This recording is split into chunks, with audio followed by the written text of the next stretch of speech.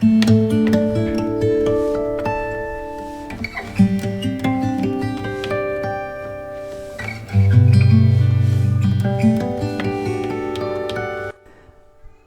សូមជម្រាបសួរបាទពុកម៉ែបងប្អូនកូនក្មួយទាំងអស់បាទទាំងក្នុងប្រទេសនិងក្រៅប្រទេសបាទជាទីនឹករលឹកបាទនិងជាទីស្រឡាញ់រាប់អានបាទឃើញថាមួយរយៈនេះបាទខ្ញុំពុំបានលើកយករឿងអប្សរាមហាអង្គរយកមកធ្វើការអត្ថាធិប្បាយអមដោយរូបភាពទៀតទេបាទដោយសារតែរឿងនេះបាទគឺកំពុងតែសម្រុកថតបាទដូច្នេះទុកឲ្យក្រុមការងារយើងធ្វើកិច្ចការនេះចុះបាទឥឡូវនេះយើងចាប់ផ្ដើមមកធ្វើការស្វែងយល់ជាបន្តទៅទៀតតាក់ទងជាមួយនឹងភាពយន្តខ្មែររបស់យើងបាទគឺមានទស្សនិកជនមួយចំនួនបាទហើយក៏ដូចជាបាទបងប្អូនក្រុមសារព័ត៌មានបាទបានធ្វើការចោទសួរខ្ញុំថាហេតុអ្វីបានជារឿងខ្មែររបស់យើងបាទជាពិសេសគឺរឿងរបស់ខ្ញុំផ្ទាល់តែម្ដងបាទចូលចិត្តធ្វើការតែងនិពន្ធដោយឲ្យតួអង្គប្រុសហ្នឹងបាទគឺមានប្រពន្ធច្រើនបាទហើយតួអង្គស្រីដែលជាភរិយានោះគឺភាគច្រើនគឺអត់មានកូនទៀតបាទ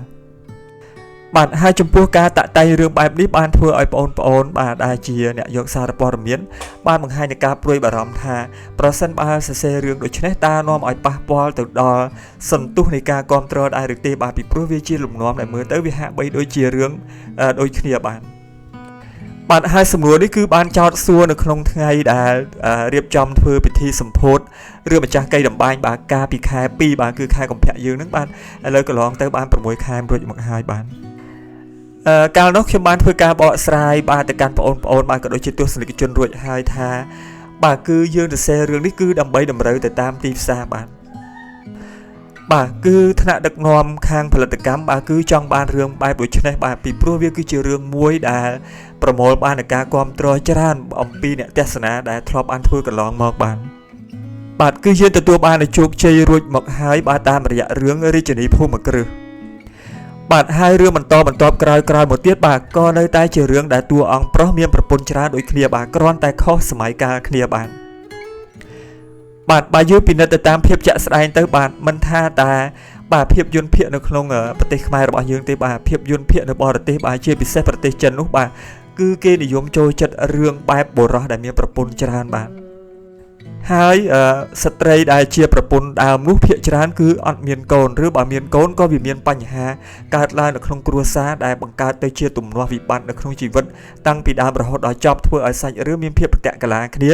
ធ្វើឲ្យអ្នកទស្សនាមានការចង់តាមដានបាទអំពីក្រុមគ្រួសារមួយនឹងបាទហើយយើងឃើញថារឿងដែលតាក់ទងជាមួយនឹងបុរសមានប្រពន្ធច្រើនមកគឺមានស្ទើរតែគ្រប់រឿងបាទនៅក្នុងរឿងភាគបុរាណរបស់ចិនបាទហើយល្អមើលណាស់បាទ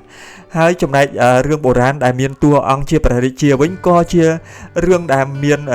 អគ្គមហេសីបាទមានស្រីស្នំជាច្រើនបាទដែលបង្កើតឲ្យទៅជាបញ្ហាច្របូកច្របល់នៅក្នុងជីវិតហើយប្រជាជននៅក្នុងប្រទេសចិនគឺគេចូលចិត្តមើលបែបហ្នឹងបាទចំណែកឯប្រជាជនខ្មែររបស់យើងក៏ចូលចិត្តមើលរឿងបែបដូចនេះដែរបាទគឺឃើញថាសាច់រឿងតែមួយទេក៏ប៉ុន្តែត្រូវបានយកថតជាច្រើនដងសាច់រឿងលំនាំដដែលនេះគឺច្រើនណាស់ប៉ុន្តែនៅតែទទួលបានការពេញនិយមគាំទ្រអំពីទស្សនិកជននៅក្នុងប្រទេសចិនបាទហើយបានហូរហៀមកដល់ប្រទេសខ្មែររបស់យើងទៀតបាទដែលចូលចិត្តរឿងបែបហ្នឹងបាទដោយមើលឃើញអំពីប្រជាប្រិយភាពនៃសាច់រឿងដែលតម្រូវឲ្យតួអង្គបរិសុទ្ធមានប្រពន្ធច្រើន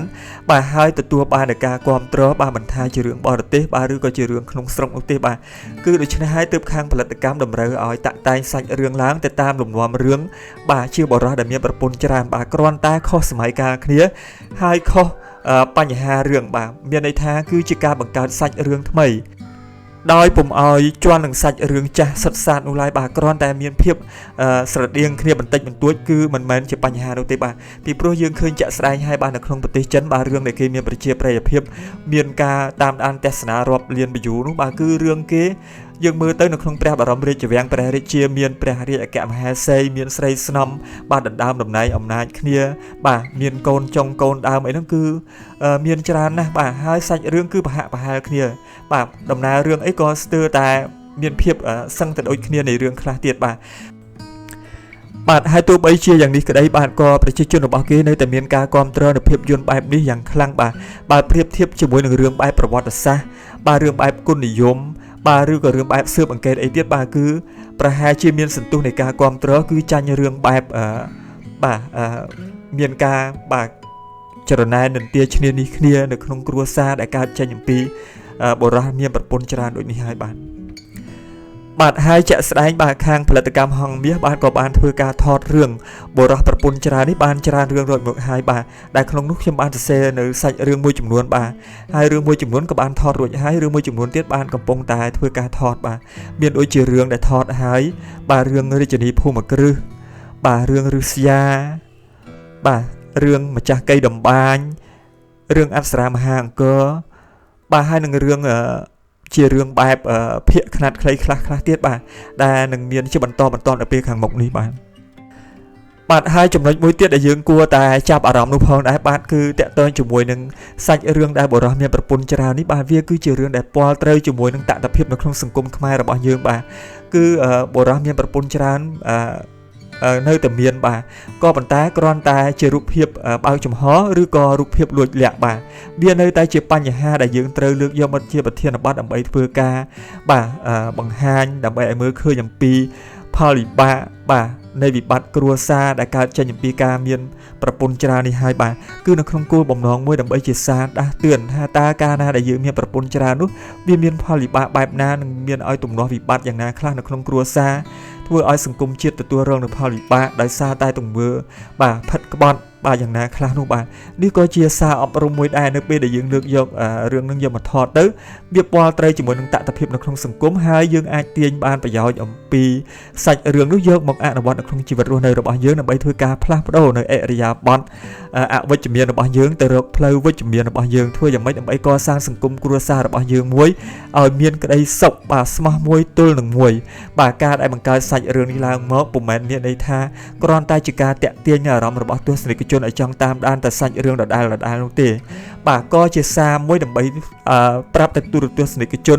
ឬក៏អ្នកដែលជួបរឿងរ៉ាវដូចនេះផ្ទាល់ឲ្យស្វែងយល់ហើយធ្វើការកែលម្អផ្លាស់ប្ដូរបាទពីព្រោះអក្សរសិល្ប៍ក្តីបាទសិល្បៈភាពយន្តក្តីបាទគឺបង្កើតឡើងគឺនៅក្នុងន័យដើម្បីផ្ដល់ការកំសាន្តសប្បាយដល់មនុស្សផងបាទដើម្បីផ្ដល់ជាចំណេះដឹងផងផ្ដល់ដល់ការអប់រំផ្លាស់ប្ដូរអរិយាប័ត្រផងក៏ដូចជាដើម្បីធ្វើឲ្យមានទំនាក់ទំនងរវាងមនុស្សនៅក្នុងសង្គមមនុស្សតែមួយជាមួយគ្នាបាទក៏ដូចធ្វើឲ្យមានទំនាក់ទំនងជាមួយមនុស្សនៅក្នុងសង្គមទៅនឹងសង្គមផ្សេងទៀតនៅក្នុងពិភពលោកបាទហើយយើងក៏អាចរៀនសូត្របានច្រើនបាទអំពីសិល្បៈភាពយន្តខ្មែររបស់យើងបាទយើងមើលទៅហើយបាទនៅចំណុចណាដែលមិនល្អយើងបោះបង់ចោលចំណុចណាដែលល្អយើងយកមកអនុវត្តនៅក្នុងជីវិតរស់នៅប្រចាំថ្ងៃរបស់យើងបាទហើយនៅវីដេអូក្រោយៗទៀតបាទខ្ញុំនឹងលើកយកអំពីបញ្ហាអក្សរសិល្ប៍បាទអំពីបញ្ហាភាពយន្តបាទយកមកធ្វើការបង្ហាញចែកជូនពុកម៉ែបងប្អូនកូនក្មួយបាទជាពិសេសបងប្អូនជាសិស្សានុសិស្សនិងជានិស្សិតបានសិក្សាស្វែងយល់អំពីបាទអក្សរសិល្ប៍និងភាពយន្តខ្មែររបស់យើងបាទដើម្បីជាការចូលរួមចំណែកបាទលើកស្ទួយនៅវិស័យវប្បធម៌ជាតិរបស់យើងផ្នែកអក្សរសិល្ប៍បាទនិងភាពយន្តនេះឲ្យកាន់តែមានការរីកចម្រើនឡើងបន្តទៅមុខទៀតបាទសម្រាប់ពេលនេះបាទសូមអរគុណសូមជម្រាបលាបាទសូមជូនពរពុកម៉ែបងប្អូនកូនក្មួយទាំងអស់បាទជួបប្រទះតែពុទ្ធពរទាំង4ប្រការកុំអីឃ្លៀងឃ្លាតឡើយបាទសូមអរគុណបាទ